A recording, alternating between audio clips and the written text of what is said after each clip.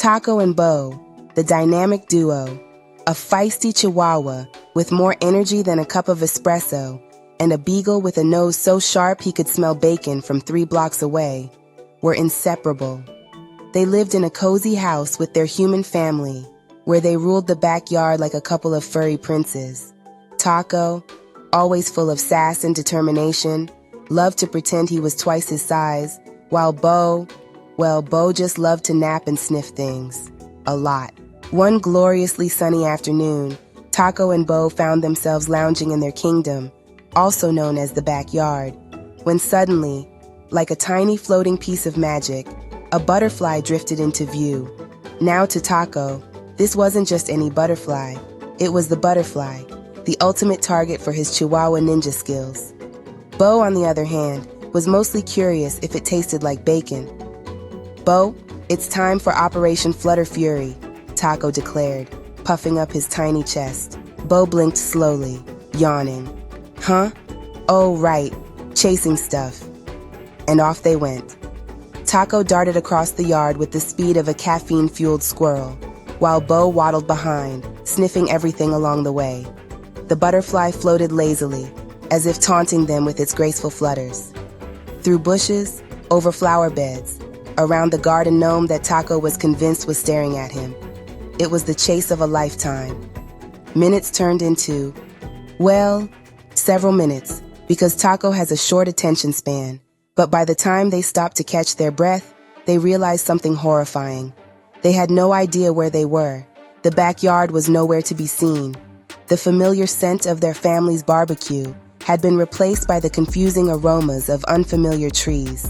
"We're lost!" Taco squeaked, his tiny voice quivering in the face of this terrifying realization. Bo sniffed the air, his tail wagging lazily. "Lost? I thought we were just on a snack break." Taco and Bo barked as loud as they could, hoping their family would hear them and come to the rescue. But all that answered back were the eerie sounds of birds chirping high in the trees and the wind whispering through the leaves. Taco's imagination was running wild now. What if they never found their way home? What if they had to live in the forest forever, with spooky shadows and strange noises? Then, suddenly, they heard it. A soft, rustling noise. "What is that?" Taco whispered, his heart racing. Carefully, they peeked around a large tree trunk, and there was a creature they had never seen before. "Who are you?" Taco squeaked, his voice trembling as he shuffled closer to Bo. The creature chuckled softly. "I'm a fox," it said in a calm, friendly voice. "My name is Rusty." Taco and Bo exchanged nervous glances. A fox? They'd never met a fox before. They weren't sure if they should run or stay.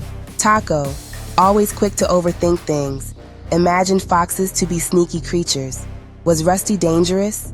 Could they trust him? But Rusty must have noticed their hesitation. "Don't be scared. I won't hurt you, I promise." "Well, we're kinda lost," Bo admitted. "We chased a butterfly, and now we don't know how to get home." Rusty stood up. "I know this forest like the back of my paw," he said. "I can help you find your way home. Follow me." With that, Taco and Bo followed Rusty through the woods, stepping carefully to avoid thorny bushes and muddy puddles. After what felt like a long walk, the trees began to thin, and soon enough, the familiar sight of Taco and Bo's house appeared at the edge of the woods. "There it is! We're home!" Taco barked with joy. "Thank you so much, Rusty," Taco said, his tiny tail wagging. "You're the best friend a dog could ask for." "It was my pleasure. I'm glad I could help. Maybe next time you visit, we can chase butterflies together, but only if you promise not to get lost again." With a final wag of his tail, Rusty turned and disappeared back into the woods, his bushy tail the last thing they saw.